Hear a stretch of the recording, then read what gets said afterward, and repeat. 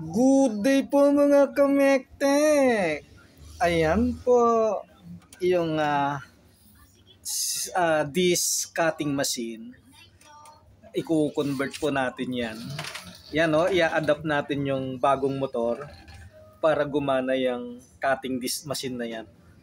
Natapos ko na po, nalagyan ko na po ng ordinary pulley. Ayan po.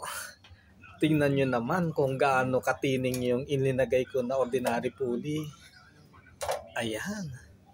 Oh, ang tining niya, 0-0 po yan. Wala pong gewang yan. Ayan. Oh. Tapos, okay, matutuwa ang customer na yan dahil sobrang tining ng pulley na nailagay natin. Ibig sabihin, naisentro natin mabuti yung inside diameter na ginawa natin. Ayan ang ginawa natin dyan. Dyan tayo gumawa para maipit natin yung pulley sa disc cutting machine. So, perfect na po tayo dito. Pagkatapos, nalagyan ko na rin ng pulley yung electric motor, mga kamektek. Ayan o. Oh, so see, matining din. Matining din, oh. Oh, di ba? Matining din.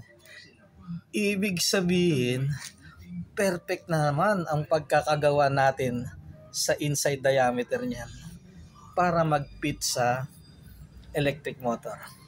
Ayan. So isa na lang ang next move natin ay paano natin ikakabit ang electric motor na ito diyan sa disc cutting machine na yan.